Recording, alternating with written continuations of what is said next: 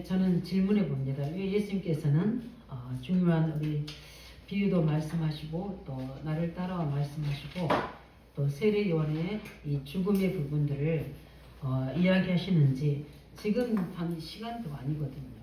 있었던 이야기를 지금 기록한 부분이 삽입에서 이제 기록한 부분이잖아요.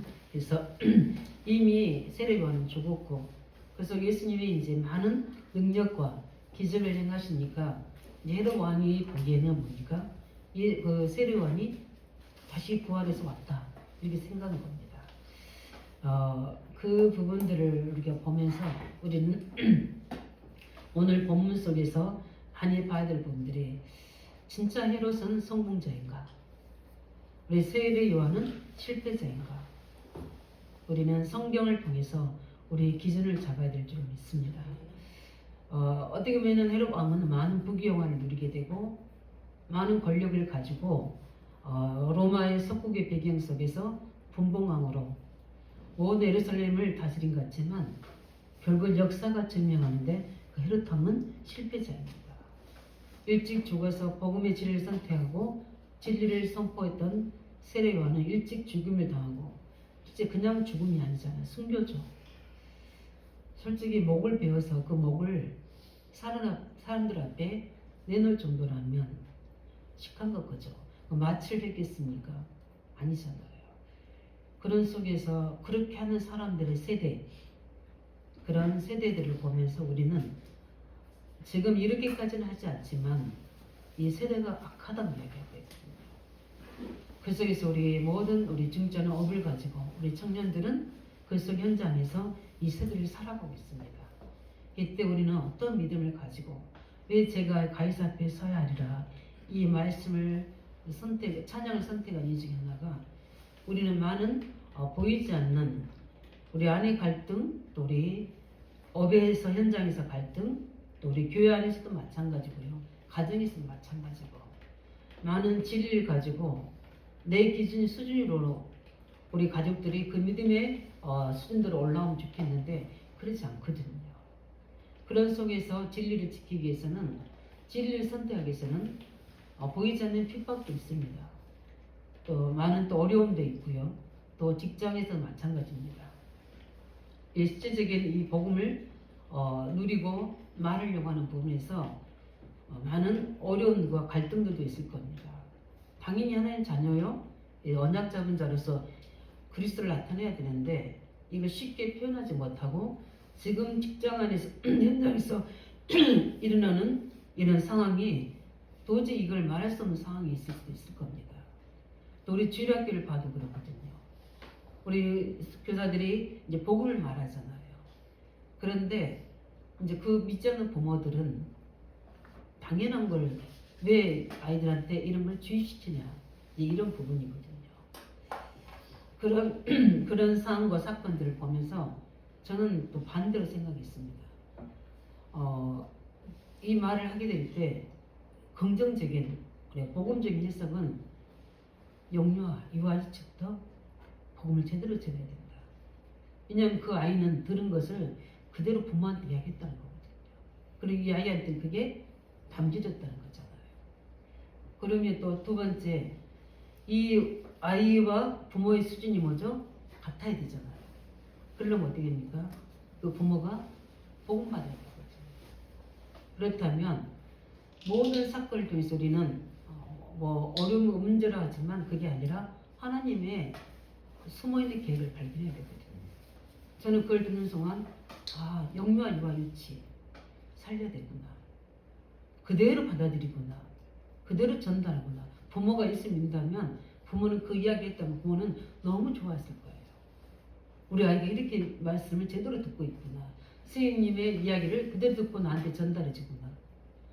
아마 우리 부모님들은 기뻐하고 기도할 겁니다. 안 믿는 부모들도 다르죠. 이런 것처럼 이제 우리가 이 성질을 이전하면서 저는 또 새로운 영유아 유아 유치 부모님들 이 부분을 놓고 살려야 되겠구나. 아마 부국적이 많을 겁니다. 그런 부분들을 보면서 우리는 많은 문제와 사건 일 속에서 어떤 믿음의 선택, 그 선택하는 우리의 그릇이 되어야하느냐가 굉장히 중요하군요. 참된 성공이 무엇이며 참된 실패가 무엇인지를 우리는 알아야 될 부분들이 우리가 살아가면서 이제 좋은 일, 안 좋은 일들이 많이 생기게 되잖아요. 그런 속에서 여기에 대해서 어떻게 우리가 반응하느냐가 따라서 축복이 좌우되거든요. 실제 뭐 큰 인물이다 작은 인물이라도 이런 것들에 대응하는 자세에서 나오게 돼 있거든요. 그렇기 때문에 우리가 사람이 어려운 일을 겪어보면 진짜 그 사람이 큰 인물이다 아닌 인물을 알 수가 있잖아요. 가정에서도 마찬가지고 우리가 교회에서도 마찬가지고 우리 직장 현장에서도 마찬가지고 우리 국가에서도 마찬가지고 우리 국가에서 일어나는 많은 일들 저는 윤석열 대통령이 이제 그 누구죠? 안보부 그 장관하고 증인으로 서서 이렇게 이야기하는 대화를 들으면서 오히려 저 대통령보다 그 부하 직원이 더 그릇이 크구나 이걸 봤습니다. 그리고 생방송 이렇게 해줬잖아요. 오히려 그 직원 아니 부하였던 장관은 굉장히 굉장히 뭐죠? 안정적인 부분으로 공의롭게 한 것만 딱 이야기하게 되고 나중에 갈 때는 건강하시라고 인사를 꾸벅하고 이렇게 증인석에서 나가더라고요. 근데 오히려 윤석열은 뭐죠? 부하 직원한테 그것을 책임을 돌리는 회피하는 그런 모습을 보면서 굉장히 비교된 모습을 봤습니다. 그러면 도대체 그 대통령이었던 사람과 부하 직원이었던 사람과 어떤 사람이 큰 사람입니까? 그런 것들도 보게 되잖아요. 우리는 중요한 문제를 해결할 때 어떤 자세인가 우리는 문제 본론이 복음이 되어야 줄 있습니다. 우리는 그리스도가 되어야 돼요. 그 다음에 뭡니까? 응답 본론도 달라야 됩니다. 그냥 육신적인 뭐 이틀적인 거 아니면 성공적인 것이 어서 중요한 게 아니라 하나님 말씀이 어떻게 내게 임하고 그 말씀이 성취된 걸 봐야 되거든요. 우리가 그냥 성전에 옮겨준 게 아니라 우리는 하나님 말씀이 성취 속에서 옮겨진 응답을 보고 있거든요. 그렇다면 하나님께서는 이제 이번에는 하나님의 메시지를 원단 메시지를 주셨어요. 절대 망대를 쓰라거든요. 너무 하나님이 시간표로 맞도록 또 본부에서 나오기 전에 저는 그 응답을 미리 받았거든요. 근데 우리 이제 본부에서 해 나가는 것은 하나님의 망대를 세우라. 이 말씀을 보면서 성령은 동일하게 역사하시는구나. 그래서 저는 요즘 성전을 준비하면서도 너무나 많은 것들을 실감하게 느끼고 있습니다. 하나님의 언약 예정은 형통하게 하는구나. 하나님이 되어지도록 인도하시는구나. 우리가 기도한 대로 응답하시구나. 그래서 우리는 미래 보는 눈이 열려져야 됩니다. 그러면 하나님이 도대체 뭘 하시려고? 제가 우리 기도회 때 이야기했던 것처럼 이거 복음을 말하라고 우리를 부르신 줄로 알라. 이 말씀이 제가 묵상하는데 제 마음이 확 언약을 붙잡아지는 겁니다. 우리를 부르신 것은 또 많은 교회 속의 교회가 아닌 복음을 말하도록 우리를 부르셨다고 되어 있습니다. 그 부곡의 특징이 있잖아요. 사람들이 엄청 많습니다. 차도 많고 사람들도 많고 그것에 우리가 이제 뭡니까? 하나님 미래에 보는 눈이 열려질 줄 믿습니다. 그래서 우리가 해야 될 것은 오직 그리스도만 말하는 참 교회. 만약에 이제 우리 그리스도를 말하면 핍박도 올 겁니다. 왜냐하면은 뭐 이단이라고 할 수도 있는 부분도 올 겁니다. 그런 것도 우리는 다 어떻게요? 각오하고 믿음으로 그 반면에 하나님의 역사는 기적을 일으킬 겁니다. 왜냐하면 하나님 그렇게 하시. 그래서 복음이 확산되게 하고 많은 전도의 문도 열어가실 줄로 확신합니다. 그래서 우리는 미래를 보고 지금부터 어떻게 됩니까? 믿음의 준비, 응답의 준비를 해야 될 줄로 믿습니다. 오늘 우리 본문을 보면서 헤롯과 세례 요한이 비교되게 나오잖아요. 그래서 오늘 본문 속에서 우리는 제일 먼저 봐야 될 부분들이 헤롯 왕이 세례 요한을 죽인 사건입니다. 오늘 본문에서 우리는 좀 봐야 될 부분이 있습니다. 솔직히 헤롯은 왕의 자리에 있습니다. 최고의 자리죠. 뭐라고 했습니까? 그때 분봉학 헤롯이 예수의 소문을 듣고 이렇게 합니다. 원래 헤롯은 우리 마가복음이나 누가 보면 또 이 본문이 그대로 이야기한 내용이 나옵니다. 마가복음에 이렇게 나와요. 이 헤롯은 세례 요한의 말을 주의 깊게 들은 사람입니다. 듣고 답을 얻고요. 분명히 듣기를 처음에는 자기를 찌르는 것 같지만 또 깊게 생각하고 세례 요한을 굉장히 존경하고 좋아했던 사람입니다. 그랬던 사람이에요. 그런데 누가 부인으로 옵니까? 이 헤로드 왕이 자기의 동생인 아내를 뭡니까? 이거 제수죠. 아내를 취합니다. 그 사람이 헤로디아예요. 그 딸이 여기 이름은 안 나오지만 다른 나옵니다. 살로메라. 그 상황이 이렇게 만들어지거든요. 그런데 그 헤로디아는 여자를 만나면서 어떻습니까? 굉장히 좋지 않은 영향을 받습니다. 이 헤로드 왕이 했더니 뭡니까? 얼마나 정신적으로 평안이 온다는 이유가 뭡니까? 여자아이가 춤추는 곳으로 뭘 얻게 돼요? 기쁨을 봅니다. 이거 쾌락이라고 이야기하죠. 그런 사람입니다. 동생 부인을 아내로 얻죠. 그 다음에 뭐죠? 그 딸이 춤추는 걸 보고 기뻐서 나라 전체 반을 어떻게요? 다 주겠다는 사람입니다. 이런 사람이 참 성공자입니까? 저는 전도 현장에서 성공자들을 많이 만났습니다. 근데 제가 만난 시간대 그 사람들은 성공자가 아니었습니다. 그 안에 속에 들어가 보면은 다 불행한 자예요. 실패자였습니다. 영적 문제에 시달리고요. 정신 문제에 시달리게 되고 가정이 평안이 없고요. 자녀들에게는 큰 문제 제한이 와 있고 하고 있는 일에서는 뭡니까? 갈등 속에 있던 사람들입니다. 최고의 자리에 최고의 지식층이 있는데 영적으로 완전히 무지하고 무너지고 우리가 생각할 수 없는 삶이 그들 속에 전개되고 있는 겁니다. 저는 그걸 보면서 답을 얻는 게 뭡니까? 나는 아무리 지식을 하더라도 성령이 저렇게 살고 싶다 할 정도로 그들의 삶은 경제만 있고 지식만 있지 모든 인격과 삶과 모든 가정과 후대들은 다 무너지는 거예요. 저는 그걸 봤거든요. 그래서 제가 답을 낸 게 복음과 말씀 속에 답을 내지만 전도 현장에서 내 인생에 답을 내도록 한 게 그 친구입니다. 보세요. 얼마나 행복해 보입니까?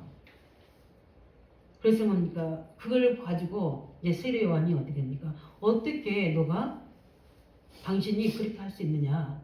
그 잘못된 건다 하고 세례 요한이 지적한 겁니다. 그런 결혼은 잘못된 거다. 분명히 이제 세례 요한 이야기했겠죠. 왜냐하면 세례 요한과 늘 만났으니까. 어떻게 보면 올바른 하나님의 말씀이 진리라고 이야기하는 거죠. 근데 헤로드 왕은 그것을 마음에 찔렀는데 헤로디아는 어떻게 됩니까? 그게 눈에 가시처럼 세례 요한이 죽이고 싶은 거예요. 왜냐하면 계속 그 이야기를 하니까. 그걸 헤롯 왕이 헤로디아한테 이야기했겠습니까? 안 했겠습니까? 분명히 했을 거예요. 괴로워하는 것을 봤을 거란 말이죠. 그러니까 어느 날 뭡니까?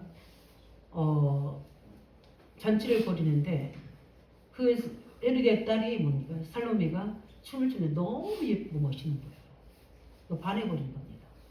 그 나라 반을 다 주겠다고. 그러면서 어떻게 합니까? 뭘 원하냐고 이야기합니다. 그때 여기 본문 안 나오지만 마곡 나옵니다. 그 어머니 헤로디한테 갑니다. 가서 뭡니까? 뭘 원하냐 할 때 세례 요한의 목을 가져오라고 해요. 그게 살로메라는 그 춤추는 여자의 엄마 헤로디아에서 나옵니다. 그런 사람을 아내로 왕비로 맞이해서 정치를 하고 있는 겁니다. 그러면 이 이스라엘이 어떻겠습니까? 그때 당시 로마에 속국된 상태에서 지금 갈릴리와 베레아 이 지역을 맡아서 하는 영주나 마찬가지 지금 같은 뭡니까? 한 도시를 움직이는 사람이었습니다. 그런 사람이 정치를 하고 있는데 이스라엘이 어떻겠습니까? 그래서 실제 악한 정치와 여론이 하나 되어서 어떻게 됩니까? 세례 요한을 죽음 가운데 보내는 겁니다. 이 사건입니다. 에베소 6장 10절 12절에 보면 뭐라고 했습니까? 사단은 언제든지 정사와 권세를 가지고 장악해서 뭡니까? 많은 전도자들, 많은 사람들을 악함에 빠뜨리게 합니다. 그래서 왜 우리가 공무원 망대를 세워야 되는지, 왜 복음이 돼야 되는지 문제를 볼 때 응답을 볼 때 그리스도로 봐야 되고 말씀의 기준으로 응답을 봐야 되고 전도 선교라는 그 부분을 가지고 미래를 봐야 될 이유가 여기 있는 겁니다. 실제 거기에 바리새인들도 있었을 겁니다. 아무 힘이 없습니다. 기독교인도 거기에 있었을 겁니다. 누구 한 사람도 없는가? 옳은 이야기를 이렇다 저렇다 할 수 있는 사람은 아무도 없는 거예요. 아무 힘이 없으니까 어떻게 됩니까? 실패자처럼 보일 겁니다. 우리 이걸 보면서 뭡니까? 우리가 봐야 될 부분들이 우리는 실제 문제에 대한 바른 해석, 성공에 대한 바른 해석이 어디서 우리는 답을 얻게 되느냐? 성경을 통해서 나와 우리의 모든 문제에 대한 바른 해석이 필요한 점이 있습니다. 그래서 두 번째는 참 성공자와 참 실패자가 기준이 어디냐? 우리는 중요한 일을 만났을 때, 또 굉장히 중요한 일을 우리가 결정해야 될 상황 속에 우리의 기준이 무엇이 되느냐가 굉장히 중요하거든요. 그래서 성경에 있는 문제들을 보면서 우리는 뭡니까? 하나님의 중요한 답을 말씀을 통해서, 성경을 통해서 우리는 봐야 될 줄 믿습니다. 제가 이런 일이 있었거든요. 우리 이제 하나님의 계획 속에서 복음을 계속 듣고 제가 치유되면서 말씀의 그 흐름 속에 있는데 하나님은 어느 날 예언자를 살려야 되는 게 내 천명이라는 것을 하나님이 언약으로 제게 임한 겁니다. 근데 상황은 그렇지 않아요. 가정이나 환경은 반대로만 움직이는 겁니다. 이 핍박도 오기도 하고요. 반대도 오기도 하고 합니다. 결정적인 것은 제가 이 지역을 떠날 수밖에 없도록 환경이 만들어지는 거예요. 저는 그걸 보면서 이 사단의 역사를 봤거든요.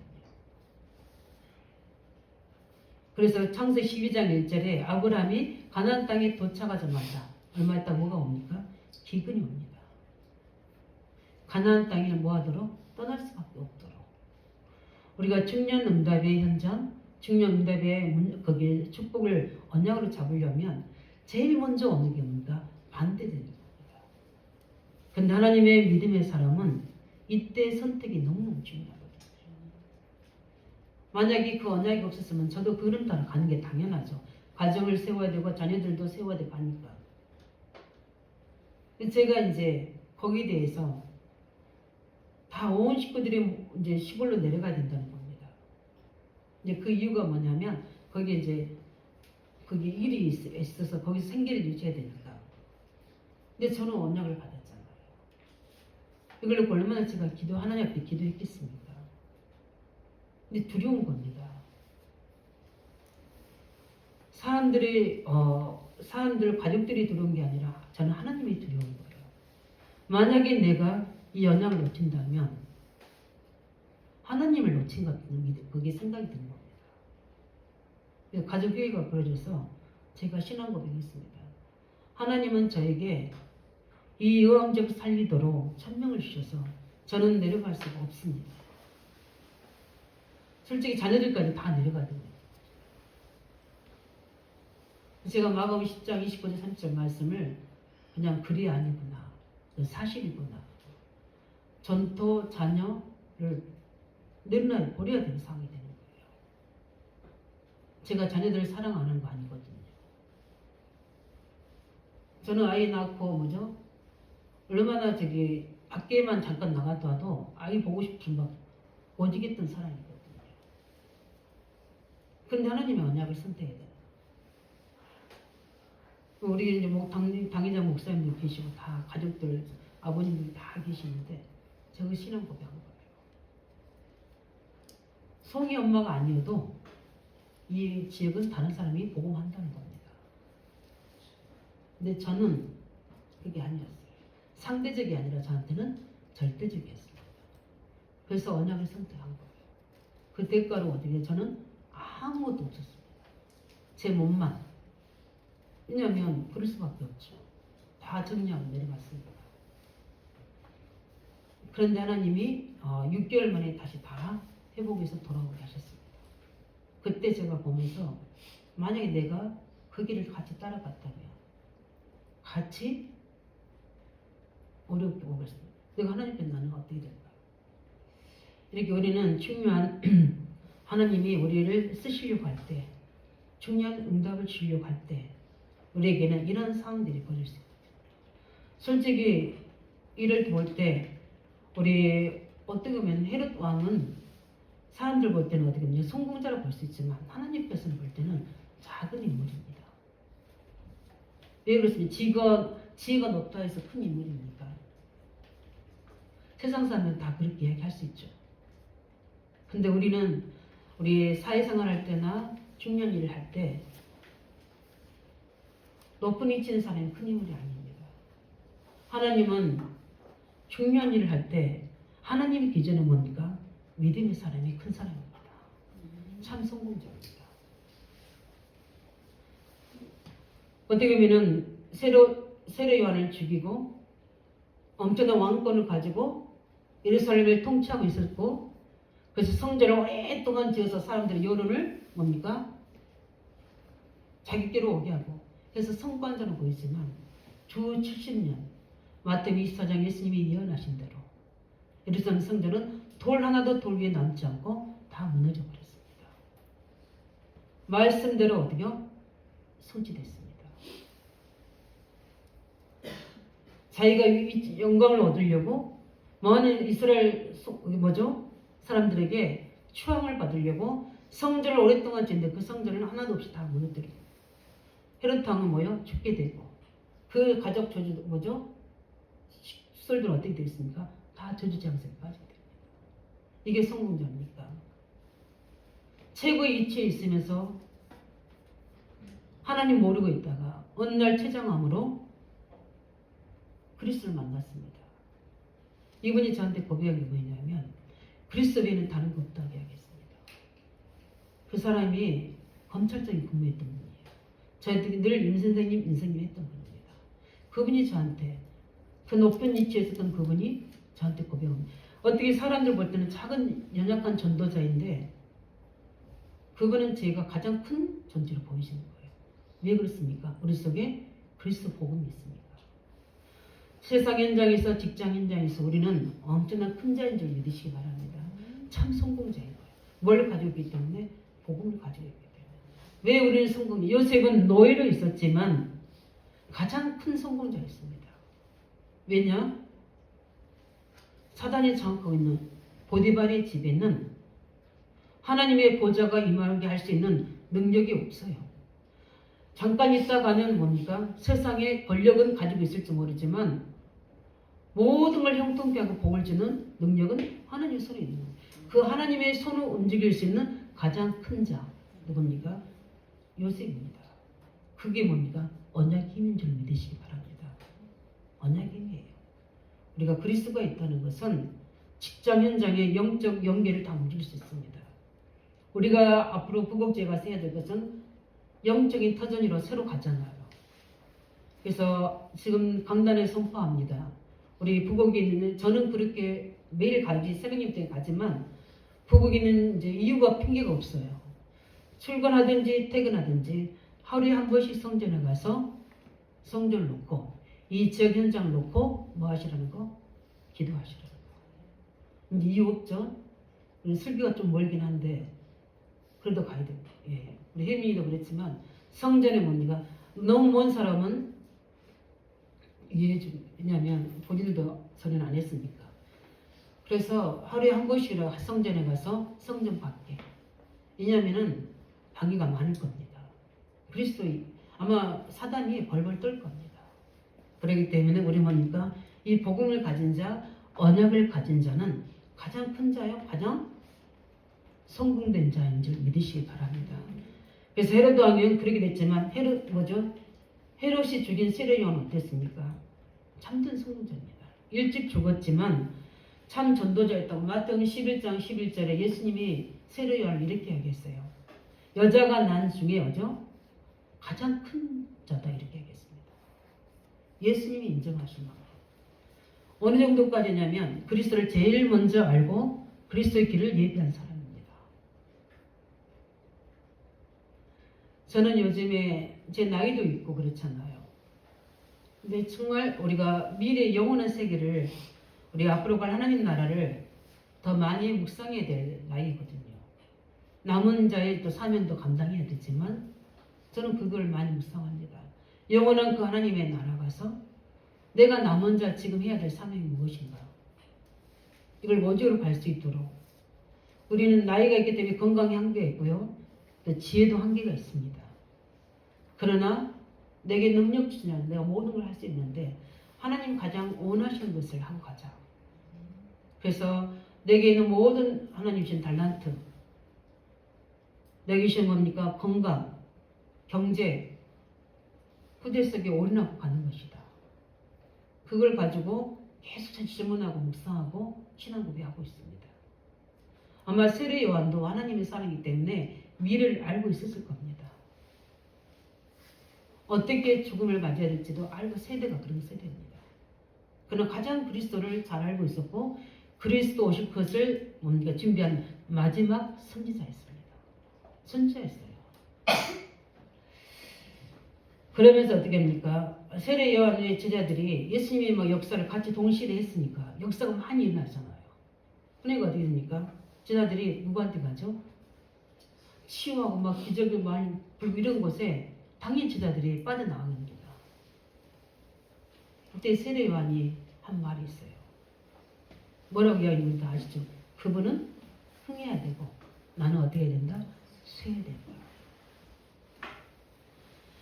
나는 그분의 힘들매도 풀 자격도 없다고 그랬습니다. 당연하죠.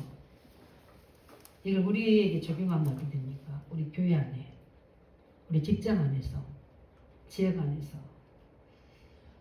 사람들과의 모든 일과 갈등 속에서 오늘 어떤 인물이 되어야 됩니까?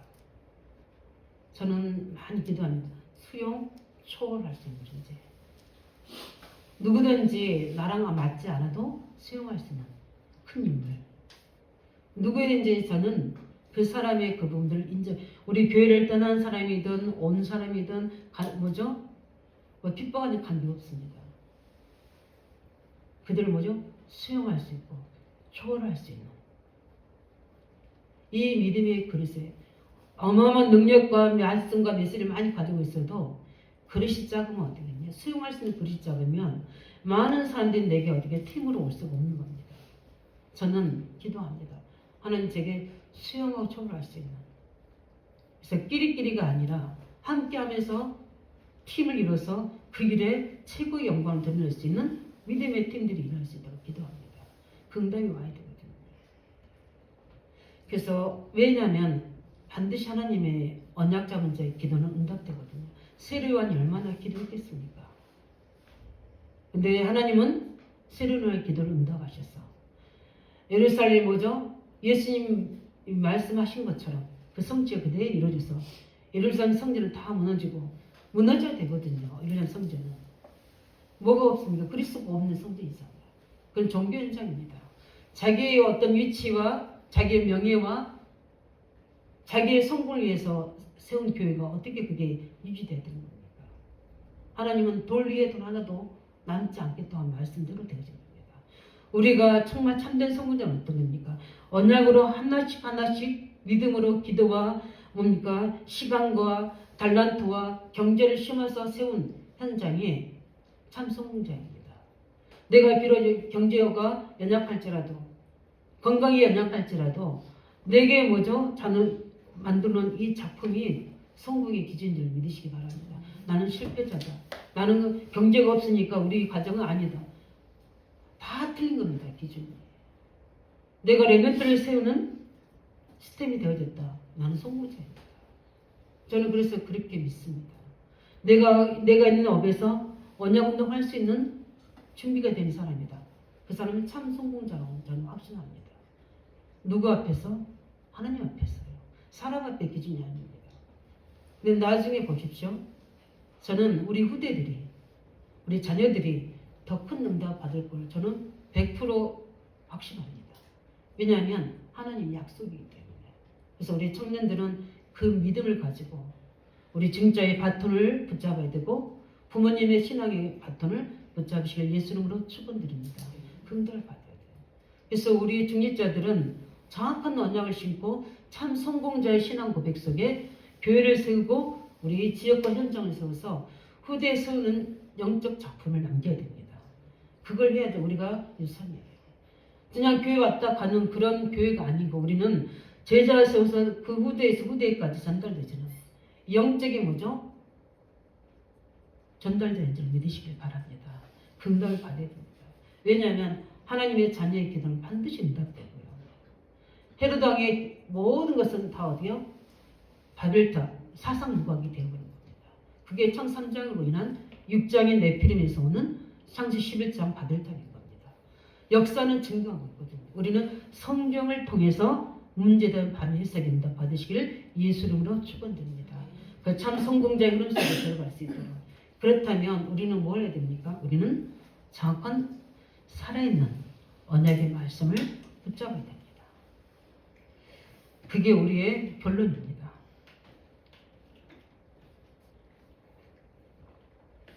우리의 아직도 해결되지 않는 문제들, 남방 시내리까지 돌려야 할 문제들, 우리 가정에 남아있는 영적 문제들, 자녀의 신앙 문제들, 또 건강 경제 문제들, 다 뭡니까?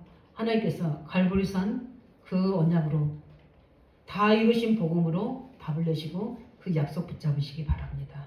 다른 거 없어요. 오직 그리스도. 어제 우리 핵심에서 말씀하셨죠. 이때 우리의 모든 창 3장 15절에 언약이 성취된 그날에 우리 가문의 흑암과 저주는 무너집니다. 우리가 출애기 3장 18절 피 언약을 붙잡을 때 우리 운명에서 해방됩니다. 이 약속 잡고 오직 그리스도 되시기 바랍니다.